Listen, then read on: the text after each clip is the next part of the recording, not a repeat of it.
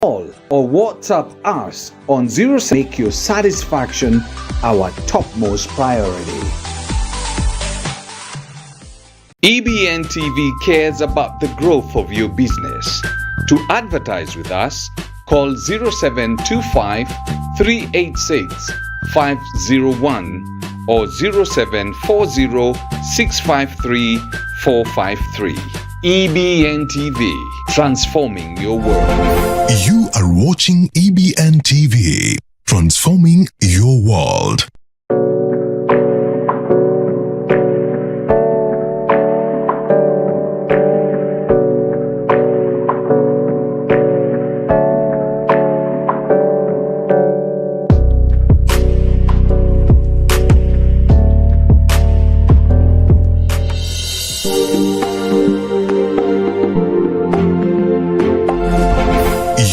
Watching EBN TV, transforming your world. Up next on EBN TV.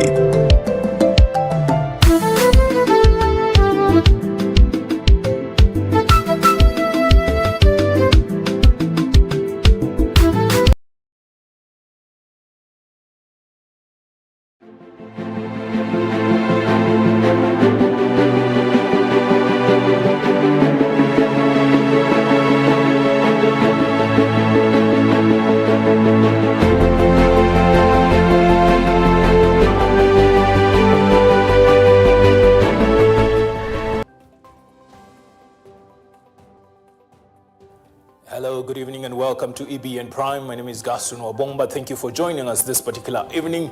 We have quite a number of stories lined up for you, beginning from the Senate all the way to what has been happening with the Occupy JKIA. Just allow me to begin with this story from the National Assembly.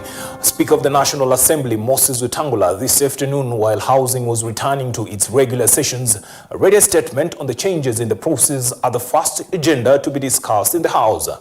Speaker Moses Wetangula named the nominated ministers in the new cabinet that President William Ruto had appointed in the first phase and approved by the House for the formation of a vetting committee. Nominated Minister Kithure Kindiki remains in his position as Interior Minister, despite nominated Minister Soipan Tuya being revised and Minister Duale in the Defense Ministry, while Aden Duale takes the position of Environment and Climate Change Minister.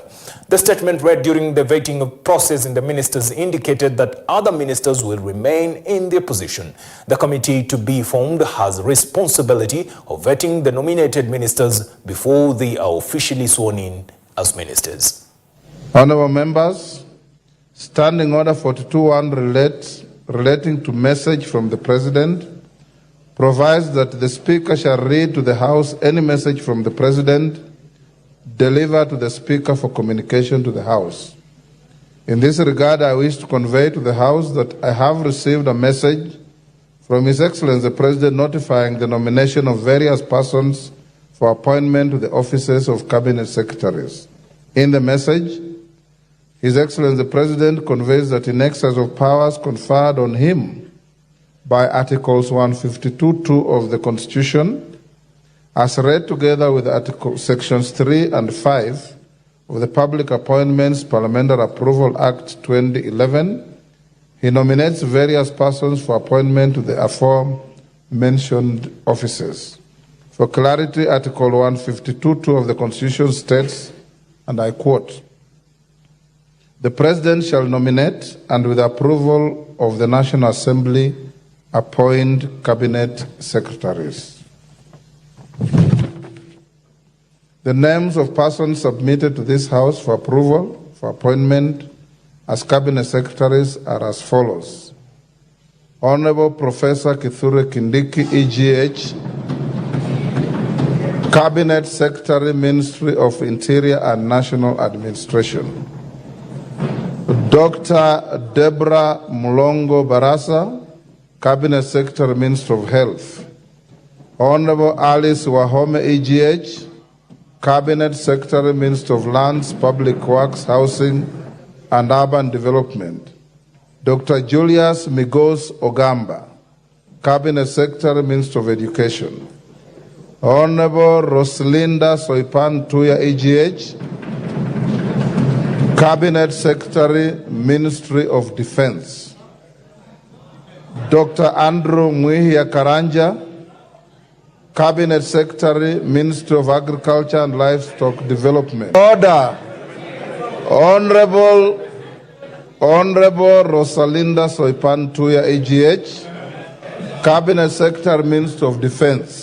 Mr. Speaker, this time and this period in Parliament, Mr. Speaker, I want to tell members, my colleagues, that vetting of this CSS is not going to be business as usual. This time, Mr. Speaker, and this time, Mr. Speaker, I repeat for the third time, if somebody is not suitable, if somebody is not capable, if somebody doesn't have the capacity, we are going to throw him out, Mr. Speaker. We must do justice to Kenyans, Mr. Speaker, and we must do our work properly this time, Mr. Speaker. Mr. Speaker, I participated in the vetting of the last CSS, Mr. Speaker. We know what people told us in that vetting, and we know there are people who have come back. If your records of net worth is not colluding or is not balancing, Mr. Speaker, just know we will throw you out of the window, not even the door.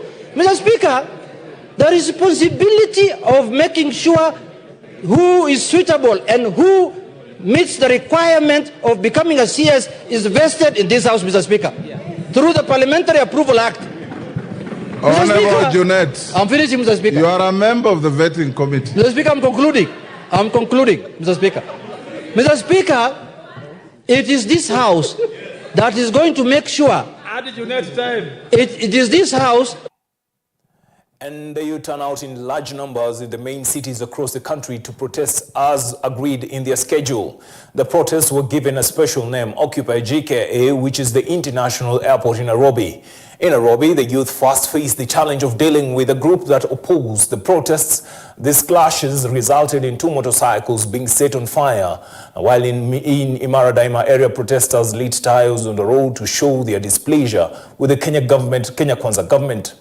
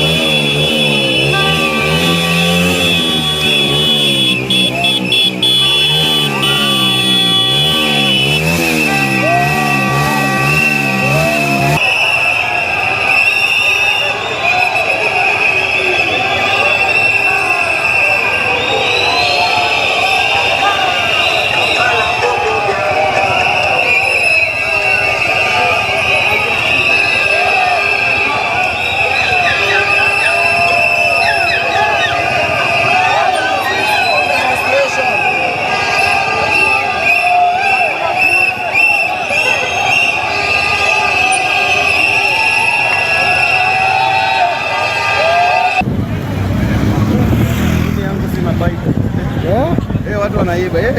Mimi nilibiwa bike. Ndio mjamaa anakuja kuiba na bike. Nilibiwa lini? Ruto kurudisha Kindiki kazi. Jatufurahisha huku bana. Si bana tunalia. Bana avute. Alafu arudishe kazi. Zakaya shuru na zakaya tu washuke. Hatuna mambo mengi. Zakaya tu washuke. Hatuna mambo mengi na kusema. Zakaya shuke. In Pipeline area, protesters were seen demonstrating to push for certain demands stemming from what they continue to cite as the need for reforms in various sectors in the cabinet secretary. Protesters clashed with police officers in an attempt to disperse them to prevent them from marching into the JKIA airport in Nairobi.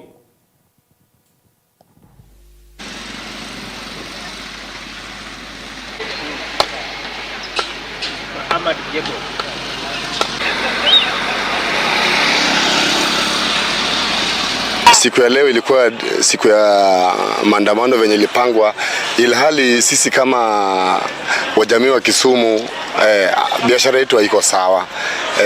Hata kama sisi ni youth pia, lakini tunaumia because wengi wetu pia tuko na familia na hali yenyewe haistahiliki yenyewe. Serikali iangalie ile ripoti yenye walileta ili wasiweke tu eti inakuwa maandamano kila siku.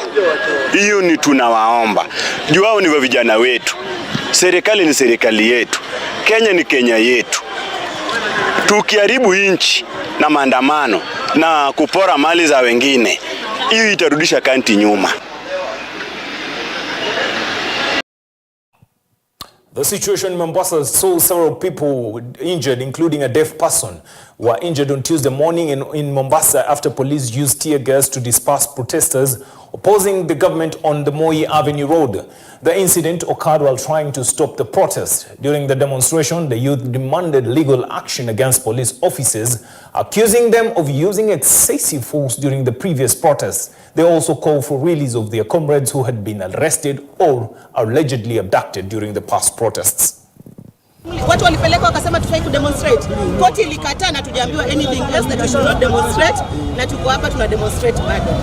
Hatufai kupeleka barua kwa sababu hii tumeambia Zakayo tutaendelea mpaka ile wakati atatusikiza. Sasa hizo we do not need to send any letters to anyone's office.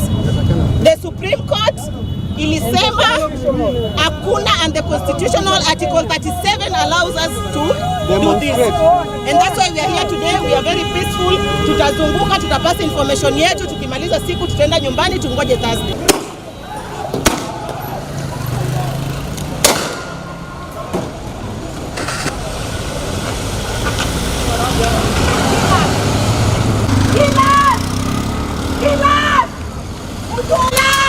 That is the only thing you know how to do. Kill us. Mkuja mtuwe. Kill us now. The more you kill us, the more the anger we get.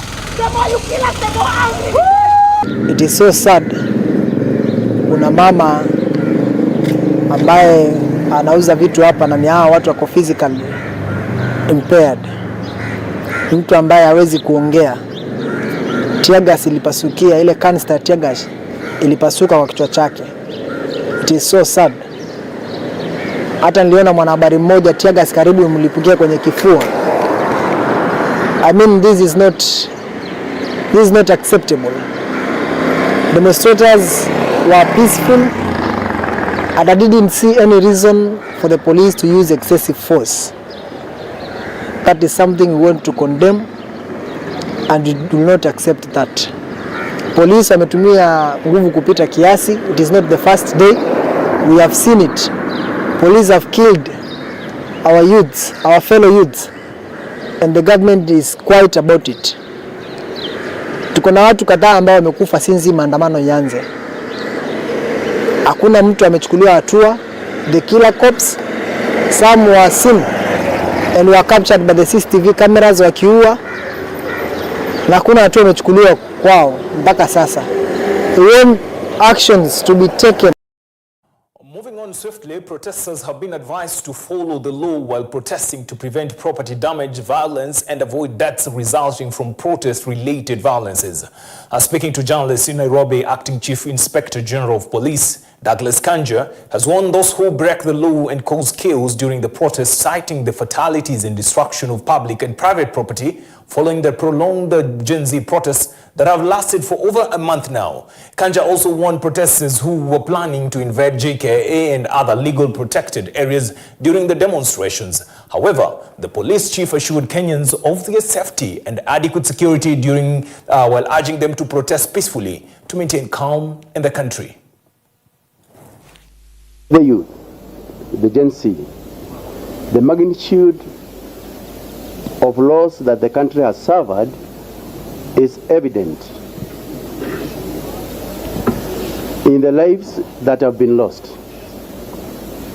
The people, both civilians and police officers, that have been injured, property including police vehicles, and the businesses that have been destroyed, and the people that have lost their livelihoods. For the avoidance of doubt, protected areas listed under the Protected Areas Order, Legal Notice number 9 of 2011, second schedule, includes, among others, the RPG plants, the bitumen plants, at the petroleum depots situated at the Embakasi Aviation Depot, that is JKIA. Further, all unauthorized persons are hereby warned not to trespass protected area. Ile mambo ambayo inaendelea kwa hiji yetu saa hizi si mambo sawasawa na hatutaikubalia. Kuenda kuingia kwa kiwanja ya ndege huko na hujapata ruhusa ya kuingia huko haitakubalika. Nataka kukumbusha Wakenya wote,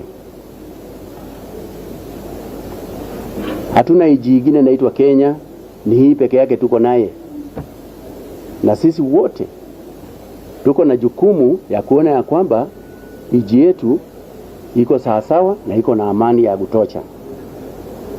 Kwa hivyo mimi nawaomba na wauliza ya kwamba tujukumike sisi wote, tukijua ya kwamba hatuna mahali nyingine, ni hii tu, hii ndio nchi yetu, hii Kenya. Hatuna Kenya nyingine, iko mahali nyingine. Kwa hivyo sisi wote tuichunge na tuiride kama vile wimbo yetu ya taifa yetu inasema, na tukifanya namna hiyo kila mmoja yetu atakuwa ako sawa. Moving swiftly, the Garissa County Government Assembly has urged the youth to give President William Ruto a chance to address their demands. Led by the County Deputy Speaker, Abdul Rashid Mustafa, the leaders say that the protests continue to cause panic in laws and also urge the police to use the law to protect property and the lives of Kenyans. We understand that these demonstrations are fueled by a variety of concerns and frustrations. However, we must approach this period with respect for the Constitution and the democratic processes that guide our nation. Mandugu zetu wale majenzi katika hii nchi, sisi kama Assembly ya Garissa, wengi wetu hapa ni hereka hiyo, na hatutaki hii nchi iende kwa mkono ya watu ambaye hawajali maslahi ya Wakenya wote. Therefore, I urge the Gen Zs of this country, this great country of Kenya, that we should understand that this country needs more than our personal or individual efforts. Therefore, we should make sure that this country is beyond our differences, and we should give the president space to work so that we move forward as a country. We shift gears into Isiolo County, still in the northeastern Kenya. Isiolo County Assembly has supported President William Ruto's call for dialogue, calling for the ongoing protests in the country to come to a stop. The ward representatives are asking the youth to give the president time to address their grievances. Speaker of this assembly, Mohammed Kuto, said that hooligans have infiltrated the protest and are causing property damage. And I'm sure the security apparatus in this country, they know what is going on in this country. We know that the police have not been trained using chalks or pens. There is a reason why police officers are hired in this country. It is to protect the sovereignty of this country internally. And I'm sure they know where certain right ends and certain right begins. So we urge them to be real commanders and protect this country from going into anarchy. Today, I address you at a pivotal moment in our nation's history. Our president has recently delivered a profound speech urging an end to the protest led by our youth, particularly Generation Z. This call resonates deeply with us, reminding us of our collective responsibility to foster a peaceful and progressive society. The recent wave of protest has brought to light the genuine grievances and aspirations of our young people. Generation Z has expressed concerns that cannot and should not be ignored. Unemployment, the quality of education, social inequality, and the desire for a more inclusive political process. These protests are manifestations of their frustrations, but also a testament to their passion for a better Kenya. Our president has called for an end to the protests and the commencement of meaningful dialogue. As the Speaker of the County Assembly, I wholeheartedly support this call. It is time for us to shift from confrontation to collaboration approach. It is time to transform the energy of the streets into the power of constructive discourse and action. To the youth of our county and our nation, I say this: your voices have been heard. Your demands for change are valid and crucial. We need your input, your ideas, your vision to create a Kenya that meets your expectations and fulfills your dreams. But to achieve this, we must come together in dialogue. We dip into Kibwezi, a post-mortem report on the bodies of two young men aged 23 and 30 who died after being shot by police during last Tuesday's protest in Kibwezi, Makueni County, has been released by pathologist Grace Midigo. The report showed that two died due to excessive bleeding from gunshot wounds. The families of the victims are crying for justice for their loved ones, while human rights activists, led by Haki Africa organization activist Khalid Hussein, are condemning the police for continuing to use excessive forces against protesters and calling on President William Ruto to ensure better conduct by the police officers. Amesema wao watulipe hii. Tunaomba serikali iweze kuchunguza hili jambo na watupe msaada wowote ambao utapatikana ili kijana wetu Alex aweze kupata haki. Kama familia tunalilia serikali iweze kutusaidia tupate haki, na shirika lolote ambalo wana uwezo pia wanaweza kuja kutusaidia ili tuendelee na case legal process. Ni jambo ambalo ni ngumu. Kama familia hatuna uwezo mwingi wa kuenda kutafuta lawyer, kufanya mambo mengi ya kwenda kotini. We are telling Inspector General Kanja, we must arraign these killer cops in courts. They must face justice. These families require justice. Kenyans want to see justice done. And we are leaving this matter in your hands. And we are waiting to see what you will do to bring justice. Don't tell us about dialogue when you are not ensuring justice is done. What kind of dialogue do you want for the young people? Yet you are killing them and not even offering any meaningful support to their families members. So we say no to politically instigated dialogue. We say no to rhetoricism, and we say no to empty promises. We want to see Mr. President walk in the path of justice. And still on sad news, 2 people died and 3 others were seriously injured in a road accident that occurred earlier in the morning on the southern bypass in Nairobi. The terrible accident happened when a truck driver lost control and veered into another lane, hitting a trailer that was entering another lane.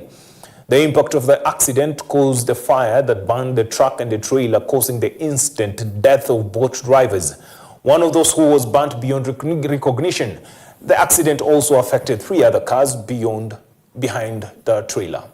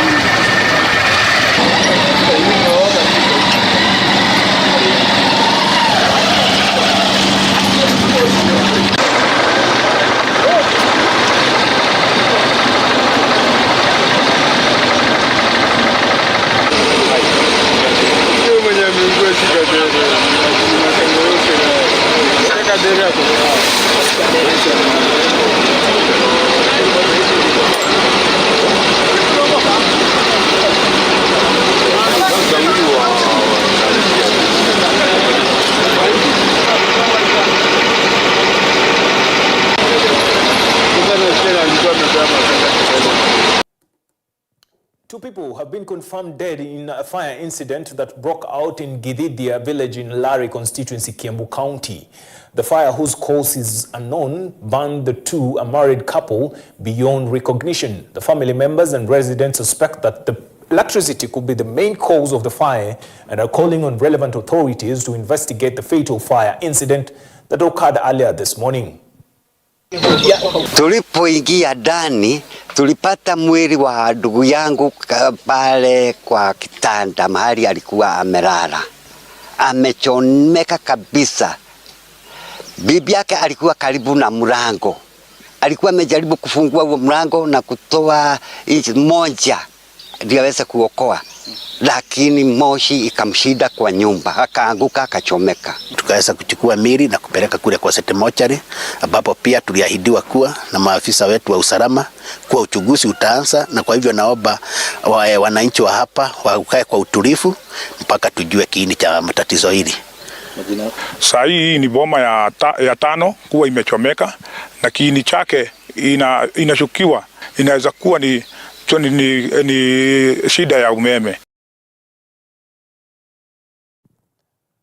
Looks like this Gen Z protests have infiltrated and influenced our counterparts and our brothers and sisters in Uganda. Now, police in Kampala, Uganda, faced protests who were heading to parliament to present 11 complaints that they had organized.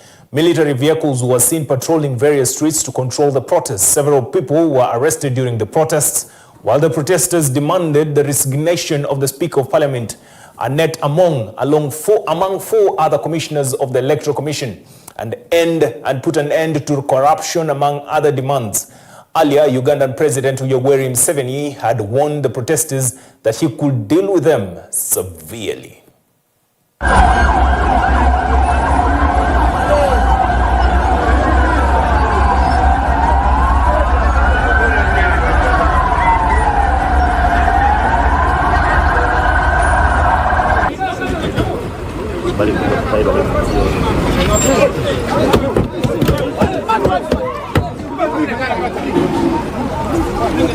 I told you for let's take this to the airport station.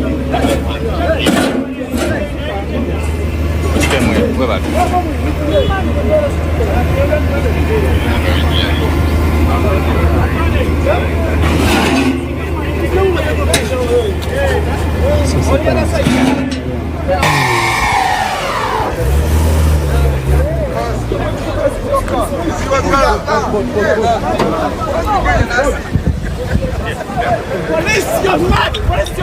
Police, you're mad! What you're doing is wrong! You're mad! You're mad! How can you block me from access to my office? What have I done? Tell us the reason as why you're blocking us! Tell us the reason as why you're blocking us! No! If you want to ask me, you have enough! You have tortured enough! You have tortured young people! You're blocking us!